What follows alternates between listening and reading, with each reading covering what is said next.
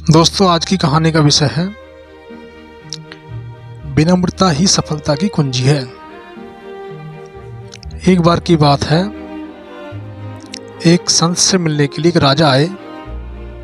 राजा बड़ा ही अहंकारी था। वह बाबा के लिए उपहार स्वरूप एक नायाब तलवार लेके आया।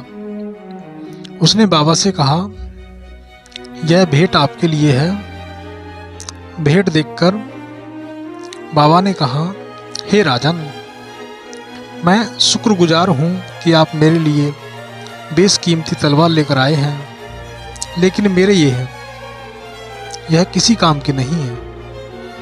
मुझे कुछ देना ही चाहते हो तो सुई के साथ विनम्रता का उपहार दो। वह मेरे लिए 100 तलवारों से अधिक कीमती होगा। राजा को बाबा से ऐसे जवाब की उम्मीद नहीं थी। यह बात राजा को सुनकर वह दंग रह गया और बोला, बाबा,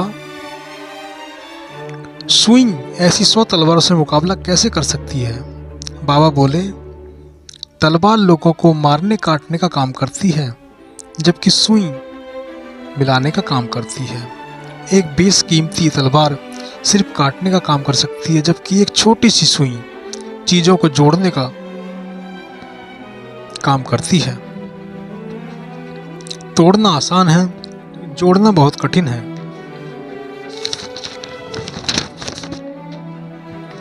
इसलिए इसी तरह विनम्रता से व्यक्ति उन सभी चीजों को जीत लेता है जिन्हें वह अहंकारवश नहीं जीत सकता। विनम्रता और प्रेम के आगे सब पराजित हो जाते हैं। अब तुम ही बताओ, मैं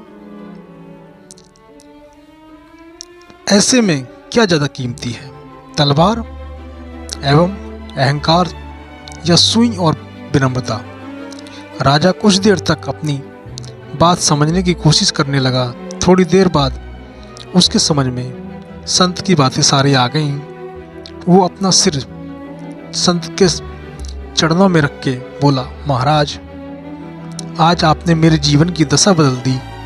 आज से मैं जोड़ने का काम करूंगा, विनम्रता से अपनी प्रजा की सेवा करूंगा। इसके बाद उसने वह तलवार फेंक दी और विनम्रता को अपने जीवन में अपना लिया।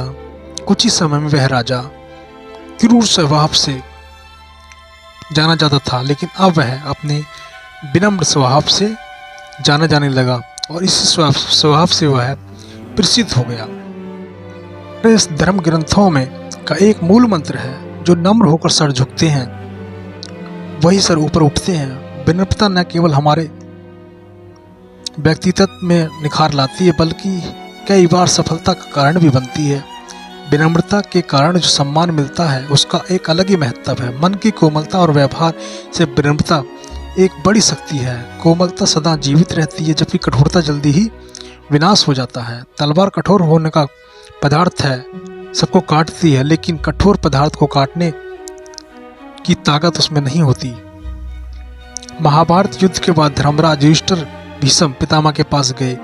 वे बाणों की सैया पर भूमि पर पड़े हुए थे। युधिष्ठिर ने विनम्रता पूर्वक उनसे धर्म उपदेश देने का निवेदन किया। भीष्म पितामह ने कहा, नदी समुद्र तक पहुंचती है तथा अपने साथ पानी में के अतिरिक्त बड़े लंबे लंबे पेड़ साथ ले जाती है। एक दिन समुद्र में नदी से पूछा, तुम बड़े बड़े पेड़ों को प्रभाव में ले आती हो, परंतु कोमल बेल नाजुक पौधे क्यों नहीं लेकर आती हो?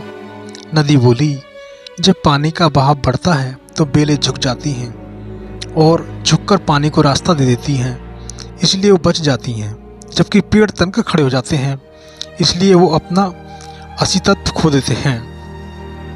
भीष्म ने कहा, युधिष्ठिर ठीक वैसे ही जीवन में विनम्र रहते हैं, उनका अस्तित्व कभी समाप्त नहीं होता है।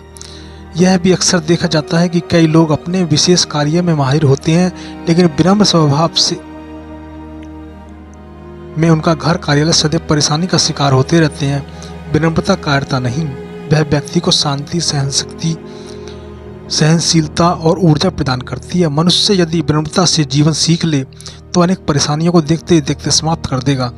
इसके लिए किसी विशेष उपाय की आवश्यकता नहीं है, बल्कि थोड़ा सा व्यवहार में बदलाव लाने का मात्र से संभव हो सकता है। विनम्र व्यक्ति के सामने कठोर हृदय वाला व्यक्ति कभी भी झुकना नहीं पड़ता। विनम्रता से हम छोटी से छोटी बातों को ध्यान में रखकर अपने जीवन को खुशहाल बना सकते हैं। जो विनम्र होते हैं वो हर जगह सम्मान पाते हैं और दूसरे को जोड़िए का कार्य करते हैं। इसके आधार पर एक कहानी और सुनाते हैं। संत थे, वो तपस्या कर रहे थे। तपस्या के कारण वो पूरे भारतवर्ष में विख्यात थे और वो किसानों के खेत जोत लेने के बाद जो अन्न बचता था उन्हीं दानों से, भूमि में जो शेष रह जाते थे उन्हीं दानों को खाकर अपना जीवन व्यतीत करते थे। अन्न के कणों पर जीवित रहने के कारण उनका नाम कणाद पड़ गया। उस राजा को जब यह बात पता चली तो राजा ने संत से मिलने का निर्णय लिया और वह संत के पास पहुंचे। जब संत के चरणों में राजा ने अपना सिर रखा और आशीर्वाद मांगा। संत ने आशीर्वाद दिया और राजा ने उसके बदले में सारा धन देने का आग्रह किया, लेकिन महर्षि बोलो ये सब ले जाओ, मेरे पास परमात्मा का दिया हुआ सब कुछ है, ये सब मुझे नहीं चाहिए, मुझे इसकी किसी चीज़ की कमी नहीं है। राजा की यह बात सुनकर, संत की यह बात सुनकर राजा को बड़ा आश्चर्य हुआ और लौटकर उसने सारी बात अपनी पत्नी को बताई। राजा की पत्नी विदुषी महिला थी।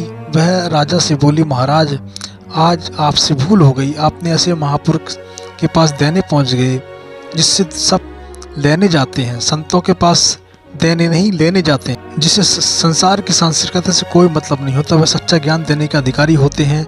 अब राजा को अपनी भूल का भान हुआ।